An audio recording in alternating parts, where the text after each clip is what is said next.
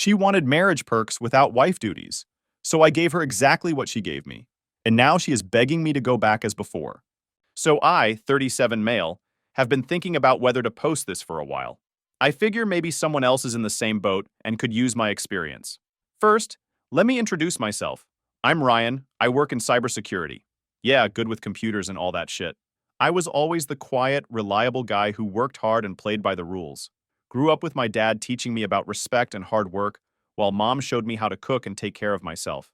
Dad always said, never let anyone walk all over you, but I guess I forgot that lesson for a while. I met Vanessa, 35 female, at a friend's BBQ back in 2017. She was gorgeous, blonde, fit, always dressed like she just stepped out of a magazine. She worked at a marketing agency, making decent money, but nothing compared to my senior security analyst salary. We've been married for 3 years after dating for 2. Man, those early days were something else. We couldn't keep our hands off each other. Everything felt balanced, and we both actually gave a shit about making things work. I cooked. My dad's famous chili was her favorite. She cleaned. I fixed stuff around the house. She handled the social calendar. We both contributed to bills. It was a partnership, you know? But then things started shifting after our first anniversary. Small stuff at first that I didn't really notice. She stopped cooking those special meals she used to make, started being less interested when I talked about work or my hobbies, made more demands without doing her part. I brushed it off and made excuses for her. She's stressed from work, her mom's being difficult again, she's tired, whatever. I basically came up with every possible explanation except the obvious one staring me right in the face. I was being used for stability, status, and money, while getting less and less in return. My buddy Derek, known him since high school, works construction, noticed it before I did. Dude, every time I see you guys, she's on her phone ignoring you and you're carrying everything, he said during a poker night. I laughed it off, told him to mind his own marriage. Shoulda listened. The moment I finally woke up happened after I worked a 16-hour shift dealing with a major security breach at the company. Came home exhausted to a dark house at 11 p.m. No dinner, even though she'd been home all day. The sink was piled with her dishes from breakfast and lunch. The laundry I'd asked her to handle sat untouched. Yet somehow she had found time to get her $200 nails done, have a $90 lunch with friends at that trendy bistro downtown, and buy a new $350 purse. Her Instagram story with the caption, "Treating myself because I deserve it," confirmed all that. When I asked about the housework we had agreed to share, she literally rolled her eyes at me. "I didn't sign up to be a housewife," she said, not even looking up from her phone as she was texting with her bestie Megan, another entitled princess who married some banker guy. Are you fucking kidding me right now? I worked 16 hours keeping our company from losing millions in a cyber attack, and you can't even put clothes in the dryer? I said, my voice rising. Ugh, don't be so dramatic, Ryan, she snapped. I had a busy day too. That busy day was a literal spa day according to her location tags. I told her I wasn't asking for a housewife, just a partner. That's when she dropped the bomb that changed everything. She straight up told me she wanted the marriage perks without the duties. What exactly do you think you're contributing to this relationship? I asked, trying to keep my voice steady. She looked genuinely surprised at the question. I'm your wife. My presence should be enough. Then she literally waved her hand around her body like she was a prize on a game show. You should be grateful I chose you. Do you know how many guys would kill to be with someone like me? Then she listed her contributions. She attended company events with me, where she spent the entire time networking for her own career, maintained her appearance using my credit card, and hadn't cheated, that I knew of. Like fidelity was some special favor instead of the basic bare minimum in a marriage. Most guys would be thrilled to have a hot wife who lets them have sex with her. She actually said those words to my face. I was speechless. That night, sleeping on the couch, because she had her toxic friends Megan and Tiffany over late drinking my expensive whiskey and scream laughing at reality TV while I needed rest before another early shift, something broke inside me. Not my heart, my illusion. I realized I had been living in a completely one-sided relationship where I gave everything while she took. I'd become an ATM with a dick, nothing more. I went to work the next morning with this weird new clarity, like someone had adjusted the focus on a blurry picture. I drove the 45 minutes to my office in silence. No podcast, no music, just thinking. I thought about how she spent the money I earned, $140,000 per year plus bonuses, while keeping her own separate, barely $55,000. How she enjoyed the house I mostly paid for without lifting a finger to maintain it. How she leveraged our marriage for social status but treated me like an afterthought.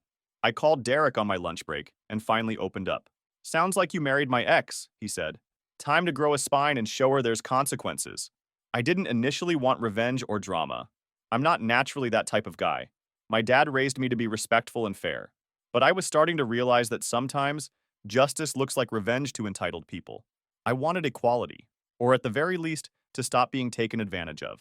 If she wanted the perks of marriage without the duties, then maybe it was time she experienced exactly what she was giving. Nothing. That day, I opened a new encrypted spreadsheet at work. At the top, I typed cold justice plan. Under it, I started mapping out exactly how I would give her exactly what she was giving me. No more, no less. Not just out of self-preservation, but as a fucking wake-up call she desperately needed. The morning after that eye-opening conversation, I sat in my car before heading into work and made a detailed list of everything Vanessa had stopped contributing to our marriage. The list was depressingly long. Cooking, hadn't made a meal in 4 months. Cleaning, her clothes constantly on the floor. Emotional support, couldn't remember the last time she asked about my day. Sex, twice in the last 3 months. Both times she just laid there on her phone half the time. Financial contribution to shared expenses, maybe $500 a month to my 4,000 plus. And even basic respect, constantly interrupted me, mocked my hobbies to her friends. Yet she expected premium housing, our $750,000 home. Social status as a married woman, Mrs. Cybersecurity Executive, was literally in her Instagram bio. Access to my premium health insurance, inclusion on my family vacations, my parents' lake house she loved to show off on social, and full use of my credit for major purchases. I decided my first move would be financial. For years, we'd had a joint account where I deposited 80% of my income, about $9,000 a month after taxes, while she contributed sporadically, claiming her marketing job didn't pay enough. Meanwhile, she maintained a separate personal account I had no access to. When I checked our joint account that morning, I discovered she had withdrawn $1,700 for shopping just the day before, while claiming we needed to cut back on groceries because inflation is killing us. Her words when I wanted to buy steaks last week. That afternoon, I visited the bank and opened my own separate account at a completely different bank where she had no relationship. I transferred 75% of the joint funds there, about $22,000, leaving just enough to cover the immediate bills. I set up my direct deposit to send only a fixed percentage to the joint account, exactly matching the percentage of her income she contributed, which worked out to about 12%. The rest would go to my new account. I also immediately ordered a new credit card in just my name with points that would benefit only me. My banker buddy Mike helped me out. "Seen this 1,000 times, man," he said. "Guys letting their wives drain them dry. Good for you for putting a stop to it." When I returned home that evening, she was waiting with this calculated smile that I now recognized as her manipulation face. Head tilted, one hip cocked, that fake innocent look. "I've been thinking about our conversation," she said, sidling up to me wearing the tight dress I once complimented. I was stressed. "You know I appreciate everything you do." Her hand slid down my arm as she mentioned wanting to book a weekend getaway to a $900 per night resort in Napa that she clearly expected me to fund entirely. "Sounds nice," I replied neutrally. "Let's split the cost evenly since we both work." Her smile faltered momentarily before she recovered. "You know my job doesn't pay much. I was thinking you could cover it as a gift. Plus, Megan and Brad are going the same weekend and already booked." Ah, so this was about keeping up with her friend. Figured. The entitlement in her voice was unmistakable now that I was listening for it.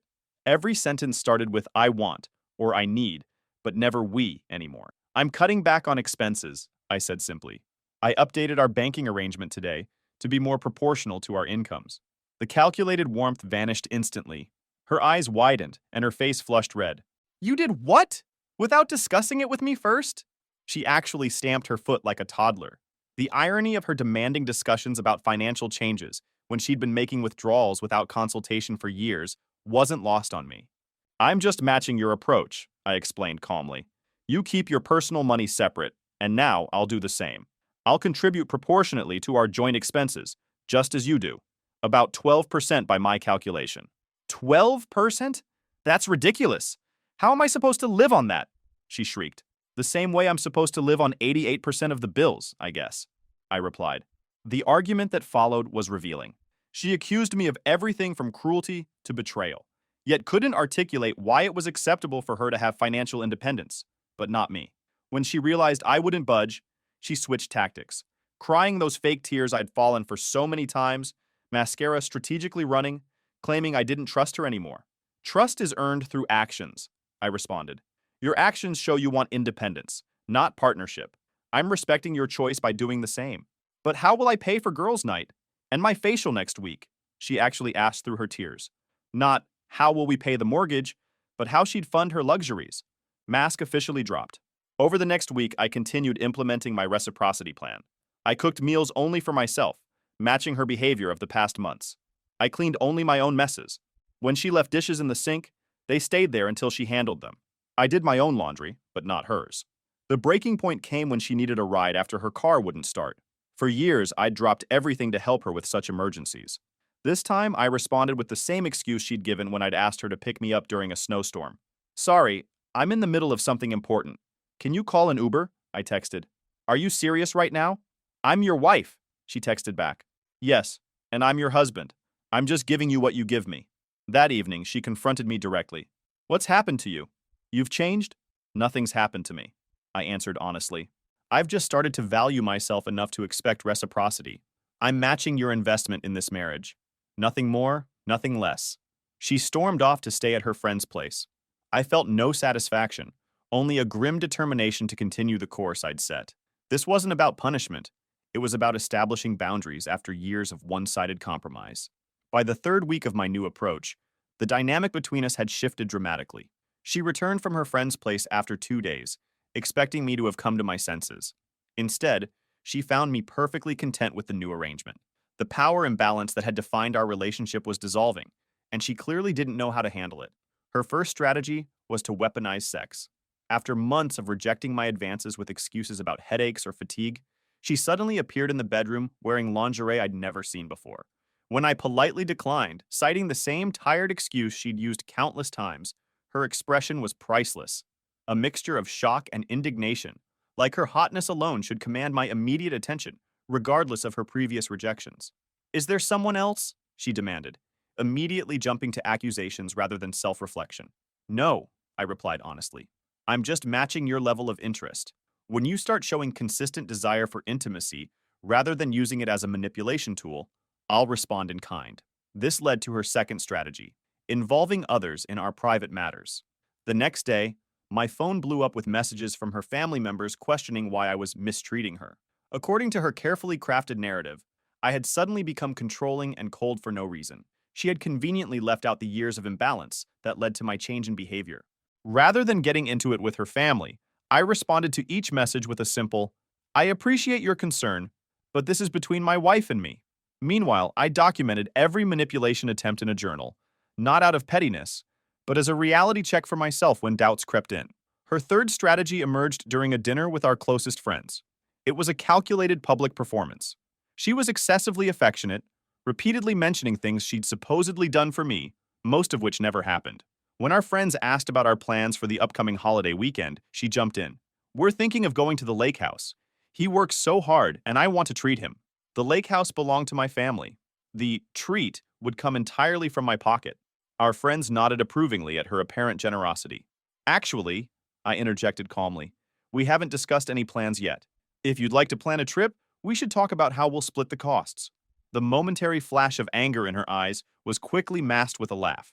Oh, he's so practical these days, she told our friends, squeezing my arm with fingernails that dug a little too deep.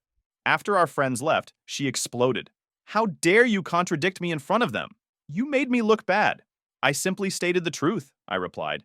If you want to present yourself as generous, make genuinely generous offers that don't rely on my resources. The confrontation escalated until she threw her trump card. My father always said I deserved a man who would provide everything for me without question. Maybe he was right about you not being good enough. For years, that comparison to some imaginary perfect provider would have cut deep. This time, I simply nodded. You're entitled to that view, and I'm entitled to expect partnership rather than servitude. If that's not what you want, perhaps we should reconsider this marriage. The suggestion of ending things, coming from me rather than as her manipulative threat, visibly unsettled her. The financial reality of divorce suddenly seemed to dawn on her. Without access to my income, her lifestyle would change dramatically. Her expression shifted from anger to calculation in an instant. I don't want that, she said, her voice softening. We can work this out. I agreed we could, but only with clear expectations of reciprocity. That night, for the first time in years, She washed the dinner dishes without being asked. It was a small gesture, but it revealed something crucial. She was capable of contributing when properly motivated. The real test came the following weekend, when my car needed repairs. For years, I'd handled all vehicle maintenance for both our cars. This time, I took mine to the shop but left hers with its overdue oil change unaddressed. "When are you going to take my car in?" she asked, clearly expecting me to handle it as usual. "I'm not," I replied simply. "I take care of my car, you take care of yours. That's equality." As she struggled to comprehend this new reality where her problems weren't automatically mine to solve, I realized something important. This wasn't just about saving my marriage anymore. It was about saving myself from a lifetime of one-sided sacrifice that would eventually leave me empty. A month into my reciprocity plan, the confrontation I had been anticipating finally happened. It began with a credit card statement that arrived in the mail. $3,200 charged to a joint credit card, mostly for designer clothing and expensive salon treatments. For years, I had silently absorbed these costs despite our agreement to discuss any purchase over $200. Those days were over. I placed the statement on the kitchen counter and texted her that we needed to discuss it when she got home. She responded with a casual whatever that showed she still didn't grasp the fundamental shift in our dynamic. When she arrived home and saw me sitting calmly at the kitchen table with the statement before me, her expression flickered between defiance and calculation. She opted for the approach that had always worked in the past: distraction. "You wouldn't believe the day I've had," she began, launching into a detailed story about workplace drama. I listened politely, waiting for her to finish before quietly redirecting. "About the credit card charges," I said, tapping the statement. "I'll be paying my portion of the shared household expenses. The personal items you purchased will need to come from your account." She froze. "That's not how we've ever done things." "The past arrangement wasn't working for me," I replied calmly. "Just as you decided unilaterally that certain marital duties weren't working for you." Her voice rose immediately. "So this is punishment for not being your personal chef and maid?" "This isn't punishment," I corrected. "It's consequence. You wanted independence from traditional expectations while maintaining traditional benefits. I'm simply applying that same principle to finances." What followed was the most honest conversation we'd had in years. She accused me of changing the rules mid-game. I pointed out that she had changed them first when she decided marriage was a one-way street of benefits. She claimed I was being petty. I suggested I was being precise, giving exactly what I received. "Do you even love me anymore?" she demanded. Tears forming. Tears I had seen before when logic failed and emotional manipulation became her weapon of choice. "I married you because I loved you," I answered truthfully. "But love requires respect to survive, and respect requires reciprocity." The argument escalated until she grabbed her phone and called her father, putting him on speaker with a triumphant look. I recognized the tactic immediately. She was mobilizing her strongest ally, expecting me to back down as I had in previous disagreements. "Daddy, he's refusing to pay the credit card bill," she said, her voice suddenly small and victimized. Her father's gruff voice filled the kitchen. "What's the problem here? A real man takes care of his wife's needs without complaining." In the past, I would have acquiesced under this pressure. This time I spoke directly and confidently. "Sir, with respect, a real partnership involves mutual support and contribution. I'm happy to discuss this with my wife, but this is between us." The silence that followed was deep. Her father, not used to being challenged, sputtered before demanding to speak to his daughter alone. She took the call to another room, but I could hear her increasingly agitated voice as her father apparently failed to provide the intervention she had expected. She returned 20 minutes later, face flushed with anger. "He says I should consider whether this marriage is working for me." "That's a fair question," I agreed.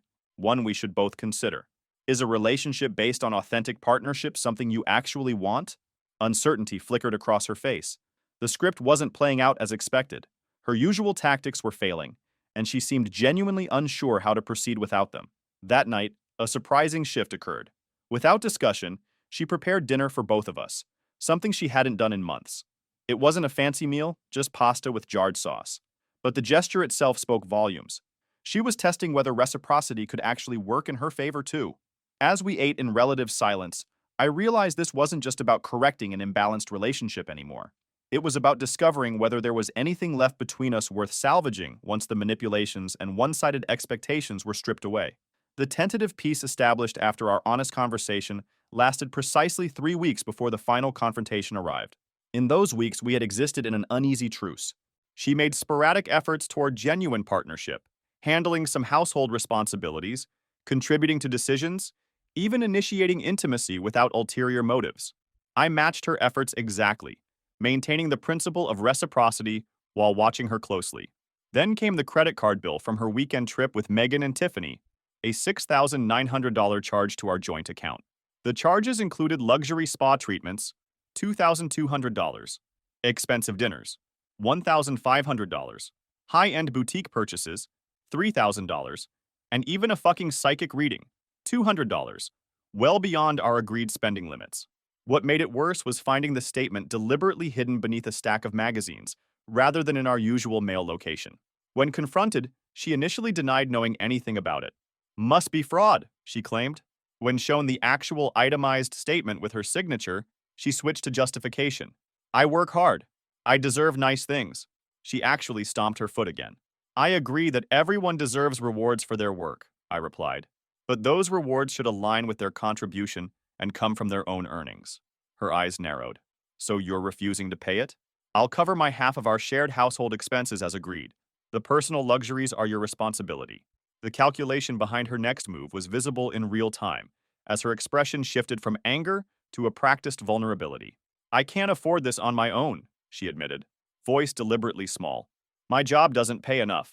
Then perhaps luxury spa weekends shouldn't be a priority, I suggested. Or perhaps a better paying job might be something to consider. I hear Starbucks is hiring. They give benefits too. She stared at me as if I'd suggested something outrageous, rather than the basic financial responsibility most adults navigate daily. Then came the ultimatum I had half expected for months. If you don't pay this bill in full, I want a divorce. The words hung in the air between us. In the past, such a threat would have sent me scrambling to placate her, to preserve a marriage I had invested so much in despite its increasing returns of misery. This time, I felt an unexpected calm. I understand, I replied simply. If that's your decision, I'll respect it. My response clearly wasn't what she had anticipated. She backpedaled immediately. I don't actually want that. I just need you to understand how serious this is. I do understand, I assured her. You're saying that unless I fund luxury purchases made without consultation, our marriage isn't viable. From your perspective, that clarifies your priorities perfectly. She tried several more emotional appeals, ranging from accusations of cruelty to reminders of how good we used to be together. When these failed, she switched to threats about taking half of everything in a divorce, clearly expecting this financial leverage to force my compliance. You're absolutely entitled to a fair division of our marital assets, I agreed calmly. I've already consulted an attorney about equitable distribution based on contribution.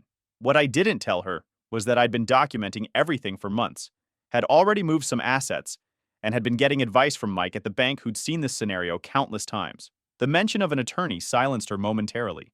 You've talked to a lawyer behind my back? I've prepared for the possibility that reciprocity might not be acceptable to you long term, I explained, just as you prepared for financial independence by maintaining separate accounts throughout our marriage. In the stunned silence that followed, I added, I would prefer to build something authentic with you, but I won't return to an arrangement where I give everything and receive little in return. She left the house without another word. Late that night, she returned and made one final attempt, seduction as manipulation, the strategy that had resolved countless arguments in the past by bypassing genuine resolution. I declined firmly, explaining that intimacy should be an expression of connection, not a tool for control. The rejection seemed to finally cement the reality of our new dynamic. She packed an overnight bag and announced she would be staying with her sister until you come to your senses. 3 days later, I received divorce papers. But this is where my story takes a different turn than you might expect. My preparation had been more thorough than she could have imagined. When she was served with my counterfiling, it included 1. Screenshots of her admitting to deliberately hiding expenses and texts to Megan 2. Bank statements showing her pattern of financial abuse 3. Documentation of the actual household contribution split 8812. 4. Screenshots of her mocking me to her friends 5. Evidence she'd been planning to upgrade husbands once I got my expected promotion. The week after she received these papers, the bottom fell out of her life. Her company announced layoffs, and her position was eliminated. Her toxic friend Megan, going through her own divorce, couldn't help her financially. Her credit cards were maxed out from the spa weekend and shopping sprees. That's when the texts started coming. We should talk about this in person. I think I was too hasty. Can I come home? Just to discuss things? I didn't respond for 3 days. When I did, I simply wrote, you can come by Saturday at 10 a.m. to discuss financial matters. When she arrived, gone was the entitled princess. In her place was a desperate woman who'd suddenly realized actions have consequences. She'd lost weight, her designer clothes replaced with simple jeans and a sweater. Ryan, she started, tears already forming. I've been doing a lot of thinking. I miss us. I miss what we had. Which part? The part where I paid for everything while you contributed nothing? The part where you mocked me to your friends? Or the part where you told Megan you were planning to trade up to a richer husband? Her face went white. You saw those texts? I saw everything, Vanessa. The plans, the manipulation, all of it. I didn't mean any of it, she sobbed. I was stupid and spoiled and I need you. They laid me off. My cards are maxed out. Megan can't help me. And there it was. Not, I love you, or I was wrong, but I need you. Specifically, she needed my money. So to be clear, I said calmly, now that you're in financial trouble, you've decided our marriage is worth saving? She nodded eagerly. I can change. I'll do the housework. I'll contribute more. Whatever you want. I took a deep breath. I want a partner, not a dependent who behaves when she's desperate. The divorce proceeds as planned. What followed was the most spectacular meltdown I've ever witnessed. Screaming, begging, threatening, all in the space of minutes. She actually got on her knees and grabbed my legs, mascara streaming down her face. Please, Ryan, I'll do anything. I have nowhere to go. My parents won't help me. They said I made my bed. For a moment, I almost felt sorry for her. Almost. You had a husband who would have done anything for you. You chose entitlement over partnership. Those choices have consequences. As she left, she turned at the door. What am I supposed to do now? Get a job, Vanessa, like the rest of us. 6 weeks later, our divorce was finalized with terms that heavily favored me based on the evidence. She got nothing beyond the legal minimum, which wasn't much given our short marriage and the documentation of her contribution, or lack thereof. Through mutual friends, I heard she moved to a studio apartment and took a job as an executive assistant, a major step down from her marketing role. Her Instagram, once full of luxury posts, went quiet. A year after the divorce, I got a letter from her. It was actually thoughtful and reflective, acknowledging her entitlement and mistakes. Too little, too late, but it suggested she might eventually grow as a person. Meanwhile, my life improved dramatically. The promotion came through, raising my salary to $180,000. I paid off our house, now just mine, started traveling more, and reconnected with old friends I'd neglected during my marriage. Derek introduced me to his wife's friend Sarah, a pediatric nurse who paid her own way, cooked amazing meals because she enjoyed it, and actually listened when I talked. The difference was night and day. Last month, something unexpected happened. I was at a high-end steakhouse with my new girlfriend celebrating my promotion to Chief Information Security Officer, $250,000 now, plus stock options. We were enjoying our $200 bottle of wine when Vanessa walked up to our table. She wasn't a customer. She was our server. Ryan, she said, her voice small. The expensive highlights were gone.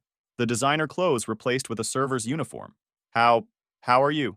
I'm great, I said honestly. I introduced Sarah, who gave a polite smile.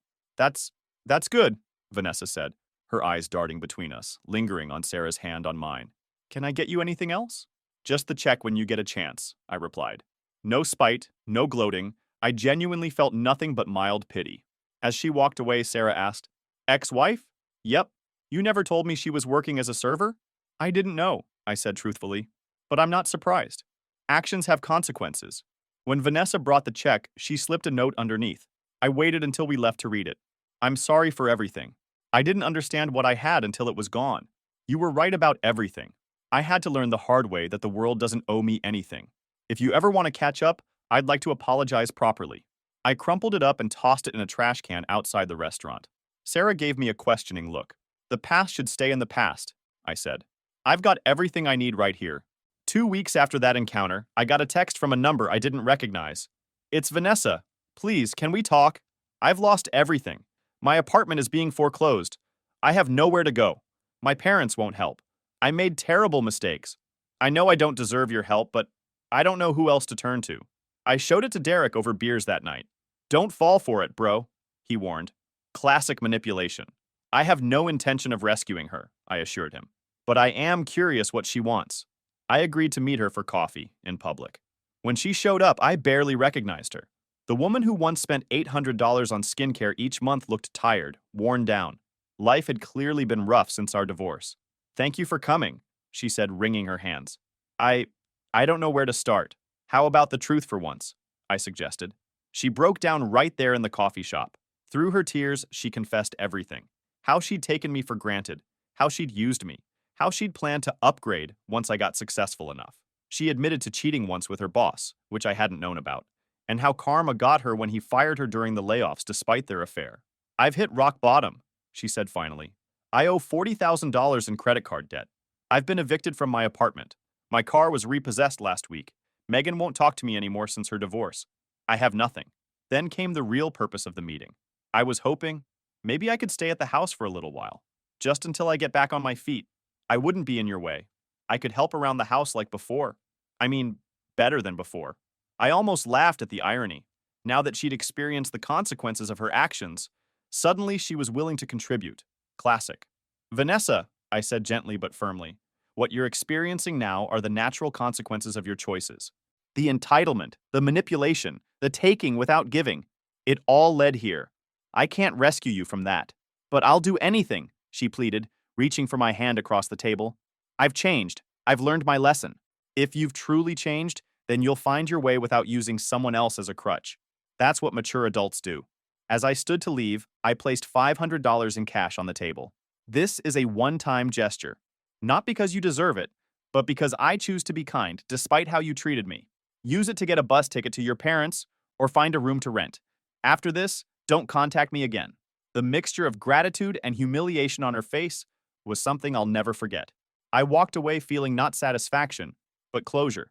I had given her exactly what she had given me during our marriage, the bare minimum, and now I was free to give someone deserving so much more. 3 years have passed since the divorce, and 5 months since that coffee shop meeting. I heard through mutual friends that Vanessa eventually moved back to her hometown, got a job as a receptionist, and is living with a roommate in a small apartment.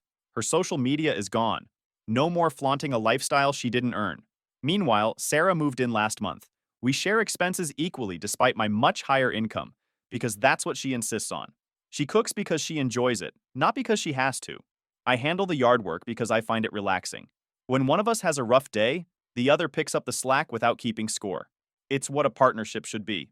Sometimes my mind drifts back to that spreadsheet, my cold justice plan, that saved me from a lifetime of being used. It wasn't about revenge in the end, though the justice was certainly satisfying. It was about valuing myself enough to demand reciprocity, about recognizing that healthy relationships can't survive when one person consistently takes while the other gives. The most important lesson I learned? People who truly value you won't see basic respect and contribution as optional. They'll give freely because they want to, not because they're forced to. And they certainly won't wait until they're desperate to start treating you right. So to any guys reading this who recognize yourselves in my story, you're not crazy, you're not selfish for wanting balance, and you're not obligated to fund someone else's entitled lifestyle. Stand up for yourself before it's too late. The right person won't make you fight for basic respect.